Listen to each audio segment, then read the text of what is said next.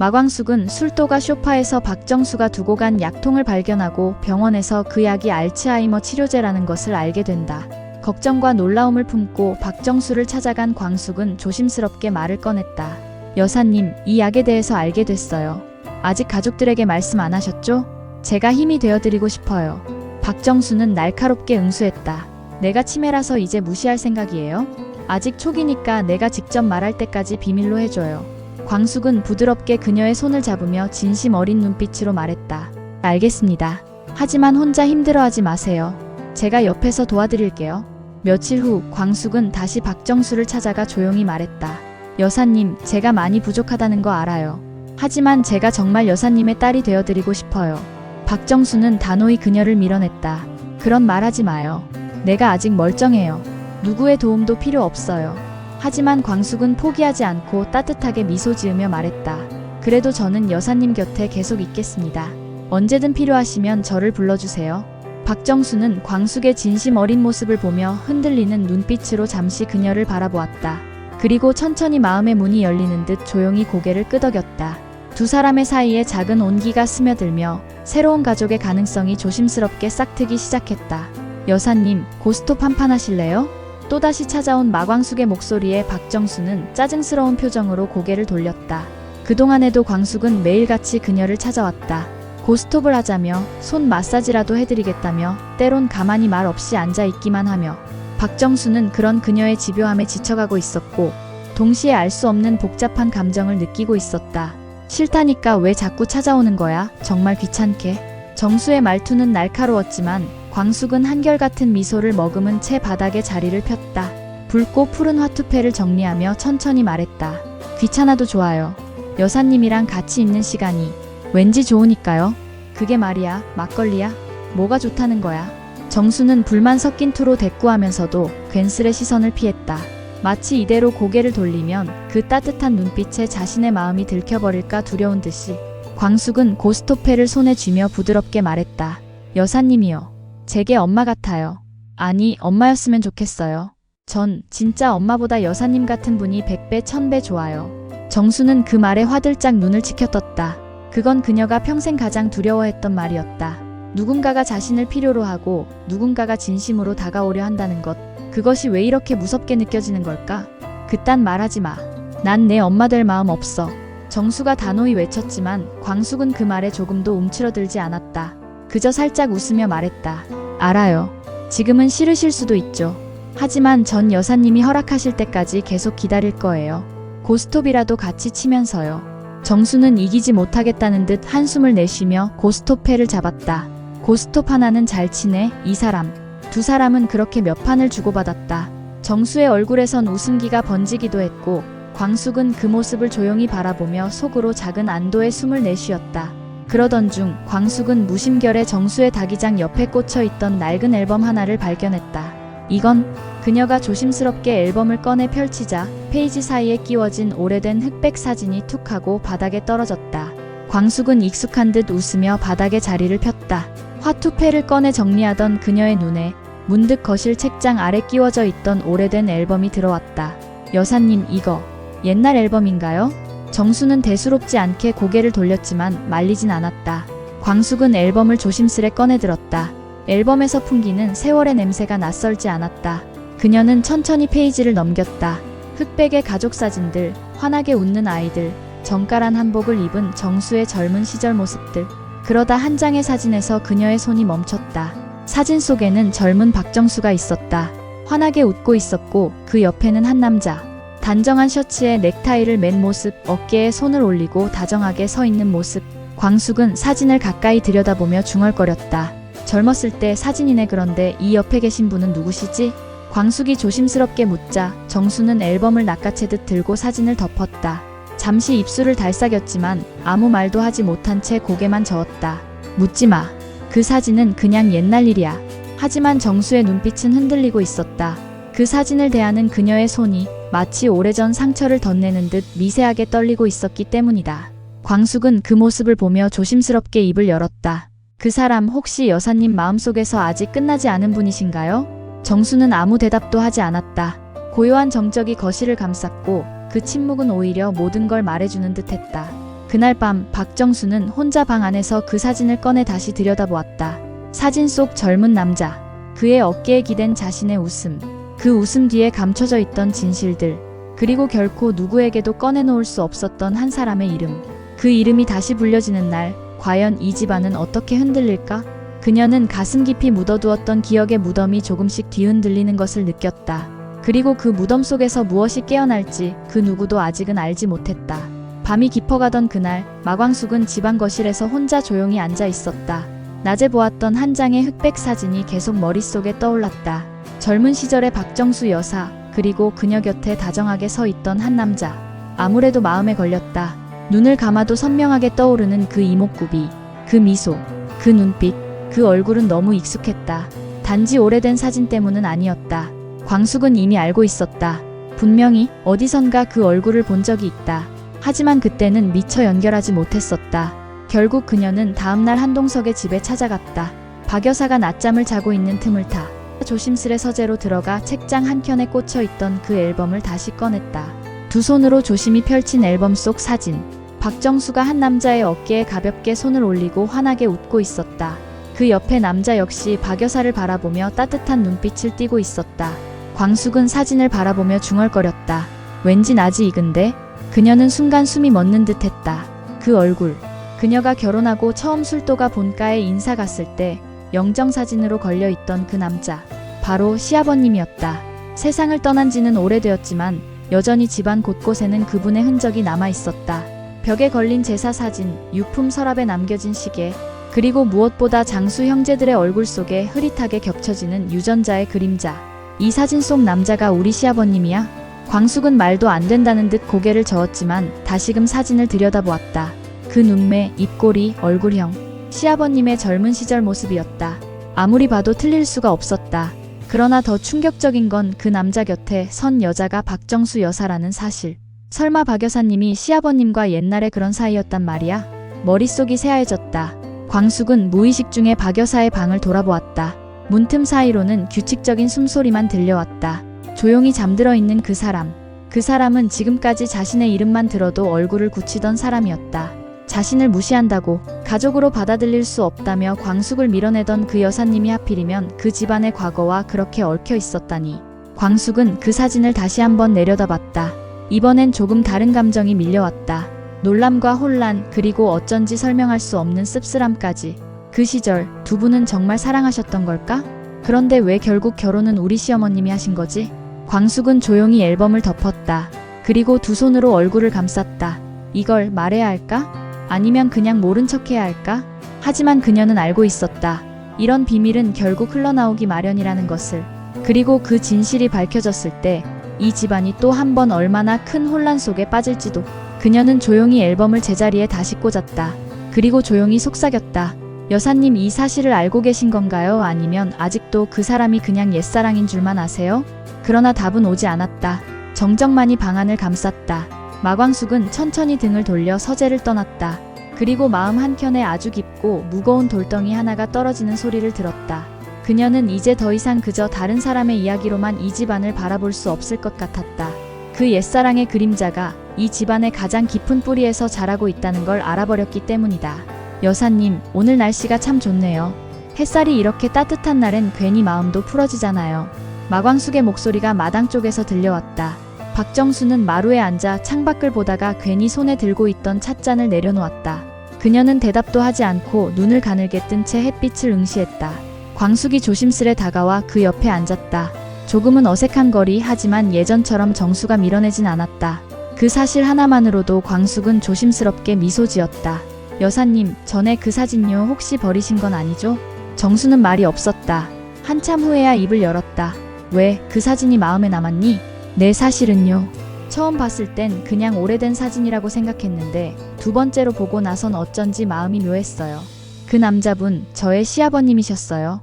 정수의 눈빛이 그제야 움직였다. 흔들리는 눈동자엔 말 못할 시간이 고요히 내려앉아 있었다. 진환씨가 너의 시아버님이라고. 정수는 놀란 듯 내뱉었다. 광숙은 숨을 멈춘 듯 조용히 기다렸다. 정수는 마치 아주 먼 길을 돌아 다시 제자리로 돌아온 사람처럼 목소리를 낮추어 말했다. 그 사람, 진환씨는 그땐 아무것도 없었어. 박정수는 손에 쥔 찻잔을 내려놓고 오래된 시간의 끝자락을 꺼내듯 조용히 말을 이어갔다. 그 옆에 앉은 마광숙은 말없이 고개를 끄덕이며 귀를 기울였다. 지금이야 술도가 어쩌고 하니까 무슨 대단한 줄 알겠지만 그땐 그 사람 그냥 이름도 없는 작은 양조장 아들이었어. 아버지가 손으로 술 담그고 직접 배달도 하던 그런 시절. 집도 허름했지. 장화 신고 뻘밭을 건너가야 겨우 닿는 그런 곳이었어. 정수는 묘하게 눈을 감은 채 기억을 더듬었다. 내가 그 사람 처음 본 건 시장 골목이었어. 내가 봉사활동으로 무료급식소 갔다가 무거운 쌀자루 들어올리느라 허둥대던 걸 도와줬지. 그때부터였어. 시장에만 가면 꼭 어디선가 날 바라보는 눈길이 느껴졌거든. 광숙은 살짝 웃음을 머금었다. 그래서 여사님이 먼저 마음을 여신 거예요? 정수는 고개를 젓는다. 아니, 내가 먼저는 아니었어. 그 사람은 늘 눈치를 봤어. 내가 어떤 집 딸인지 잘 알고 있었거든. 그때 우리 아버지는 지역 유통회사의 대표였고 어머니는 청년회 명예회장이었으니까. 정수는 찻잔을 다시 들었다. 하지만 입에 대진 않았다. 우리 집은 뭐든 체면이 먼저였어. 옷차림도 대화도 어울리는 사람도. 그런데 그 사람은 그냥 진심이었어. 허름한 옷차림, 막 일하고 와서 손에 남은 누룩냄새. 그런데 그 눈빛만은 누구보다 따뜻했지. 광숙은 작게 숨을 들이켰다. 시아버님이 그런 사람이셨군요. 정수는 조용히 고개를 끄덕였다. 우린 몇 번 몰래 만나기도 했어. 약속 장소는 항상 시장 뒤 양조장 골목. 진환 씨가 직접 담근 생막걸리를 건네주면서 이거 세상에서 제일 맛있는 술이에요 하며 웃던 그 얼굴. 난 그 미소에 져버렸어. 그녀의 눈가에 흐릿한 미소가 번졌다. 하지만 결국 그 웃음도 오래가지 못했지. 정수는 다시 눈을 감았다. 어머니가 알게 됐어. 어딜 감히 그런 촌구석 양조장 집아들이 우리 집 딸하고 어울리느냐며 내 앞에서 그 사람을 모욕했어. 진환 씨는 말도 못하고 그냥 듣고만 있었지. 내가 도망치듯 자리를 떴을 때 뒤돌아보지도 않았어. 그게 마지막이었어. 광숙은 조용히 그녀의 손등 위에 손을 올렸다. 여사님, 그걸 지금껏 혼자 간직하고 계셨던 거예요? 정수는 한동안 말이 없다가 천천히 고개를 끄덕였다. 그 사진, 네가 꺼내기 전까진 그냥 과거의 진환 씨로만 남아있었는데. 그녀의 눈동자가 흔들렸다. 감정이 차오르고 있었다. 넌 그 사람의 며느리고 그 사람이 내게 한 번도 해주지 못했던 말을 너는 날마다 내게 건네더라. 광숙은 조용히 속삭였다. 그럼 제가 그 말을 대신 해드릴게요. 여사님, 그 시절에 외롭고 아프셨던 거 이제 혼자 안 견디셔도 돼요. 정수는 광숙을 바라보았다. 그 눈빛엔 오래된 얼음이 녹는 듯한 따스함이 묻어 있었다. 그래, 넌 참 그 사람을 닮았구나. 눈빛도 사람을 대하는 마음도. 그녀는 아주 천천히 광숙의 손을 감쌌다. 그리고 낮게 중얼거렸다. 그 사람을 대신해서라도 이젠 너를 내 가족으로 받아들여야겠다는 생각이 들어. 광숙은 그 말에 조용히 고개를 숙였다. 그날 마당 가득히 늦가을 햇살이 스며들었다. 그 햇살이 두 사람의 손 위에 내려앉으며 잊혀졌던 사랑의 흔적을 따뜻하게 감싸주고 있었다. 며칠 후 마광숙은 창고 정리를 하다 낡은 나무 괴짝 하나를 발견했다. 오래된 손때가 벤 괴짝은 휘어진 철경첩이 덜그럭거릴 정도로 낡았지만 문득 이상하게도 마음이 끌렸다. 무심코 열어본 뚜껑 안엔 누렇게 바랜 서류들, 오래된 장부책, 그리고 작은 철제함 하나가 들어있었다. 광숙은 조심스럽게 그 상자를 열었다.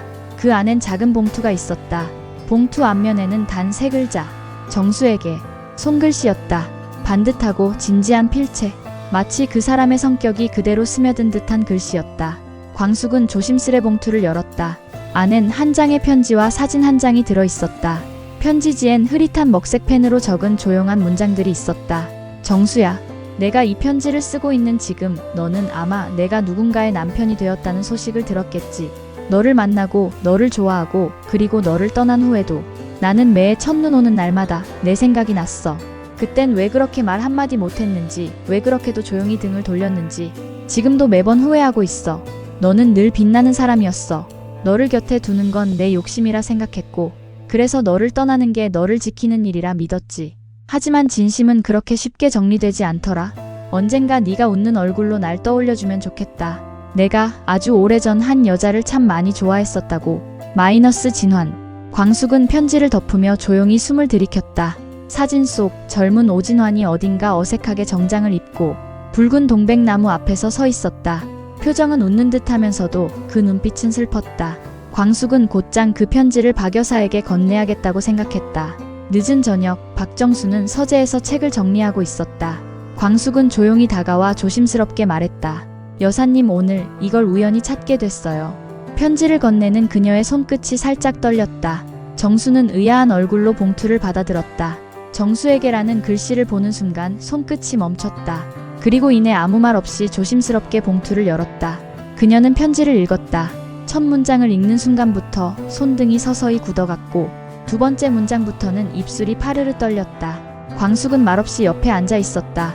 정수는 마지막 줄을 읽고 나서야 조용히 눈을 감았다. 그리고 고개를 들지 않은 채 떨리는 목소리로 말했다. 진환 씨였구나. 이렇게 가까이 있었는데도 난 몰랐어. 그렇게까지 날 기억하고 있었다는 걸. 그녀는 사진을 들어 한참을 바라보다 입꼬리를 천천히 올렸다. 오랜만에 짓는 진심 섞인 미소였다. 그 사람이 그랬어. 첫눈 오는 날마다 날 떠올렸대. 광숙은 작게 속삭였다. 시아버님도 여사님 잊은 적 없었던 것 같아요. 정수는 눈시울을 훔치며 광숙의 손을 꼭 잡았다. 고마워, 광숙아. 넌 그 사람의 며느리일 뿐만 아니라 이 편지를 내게 데려다준 그 사람의 마음 같아. 광숙도 손을 꽉 잡아주며 말했다. 여사님이 이 편지를 읽어야 한다고 생각했어요. 지금이라도 그 사람의 진심이 여사님 가슴에 닿기를 바랐어요. 정수는 고개를 끄덕이며 눈을 감고 다시 편지를 가슴에 품었다. 그녀의 품에 안긴 종이는 말없이 아주 오래된 사랑을 다시 뛰게 하고 있었다. 그날 밤 정수는 오랜만에 깊은 숨을 내쉬며 잠자리에 들었다. 그녀의 머리맡엔 바래고 접힌 한 장의 편지가 조용히 놓여 있었다. 그리고 그녀는 꿈속에서 눈 덮인 골목 어귀에서 자신을 향해 걸어오던 젊은 진환의 미소를 다시 보았다. 며칠 후 저녁 무렵 거실 안엔 고요한 공기가 흘렀다. 한동석은 일을 마치고 돌아와 정장을 벗었고 마광숙은 두 손을 가지런히 모은 채 조심스레 박정수의 앞에 앉아 있었다. 오늘은 이상하게 박 여사가 먼저 둘을 거실로 부른 날이었다. 평소 같았으면 묵묵히 방에 들어가 있었을 사람이 오늘만큼은 모과차와 약과를 내놓고 두 사람을 마주 앉힌 것이다. 정숙한 조명 아래 박정수는 말없이 찻잔을 들었다. 한 모금 머금은 뒤 마치 아주 오랜 결심을 굳힌 사람처럼 고개를 들었다. 광숙씨. 그녀가 처음으로 이름을 불렀다. 이 사람, 그 여자가 아니라 이름으로. 마광숙은 순간 눈을 크게 떴다. 네, 여사님. 박정수는 잠시 광숙의 얼굴을 바라보았다. 그 눈빛엔 아직도 남은 망설임이 있었지만 그 아래엔 명확한 감정이 깔려 있었다. 그녀는 천천히 말을 꺼냈다. 내가 한서방한텐 한없이 엄했지. 특히 그 사람 옆에 누가 서 있는지는 더 예민하게 굴었고.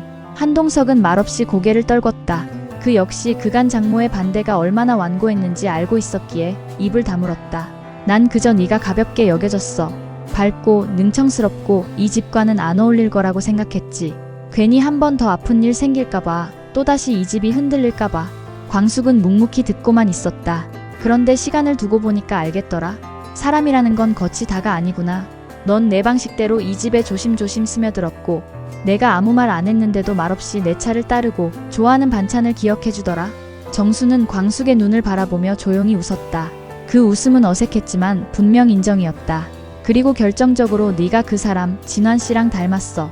광숙의 눈이 커졌다. 시아버지요? 정수는 고개를 끄덕였다. 그 사람도 소란스럽지 않게 사람 마음을 흔들 줄 아는 사람이었어. 묵묵하고 참을성 있고 그 안에 깊은 정이 있었지. 네가 그 사람의 며느리라는 게 난 이상하게도 위로가 되더라. 한동석이 조용히 입을 열었다.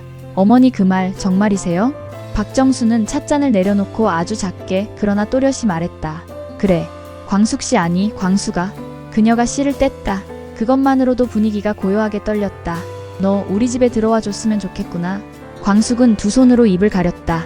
이 짧은 말이 그 어떤 청혼보다도 컸다. 그녀는 울컥한 채로 고개를 깊이 숙였다. 여사님 아니 어머님 정말 감사합니다. 정수는 자리에서 일어나 광숙의 손등을 조심히 감쌌다. 그러곤 늦은 밤 무심한 듯 말했다. 앞으로도 힘들 일 있을 거야. 하지만 이 아이가 우리 집으로 들어온다면 나는 기꺼이 받아들이겠어. 진심으로. 그 말에 광숙은 눈물 흘리며 웃었다. 그녀는 알았다. 오늘 자신은 드디어 한 집의 사람이 되었다는 걸.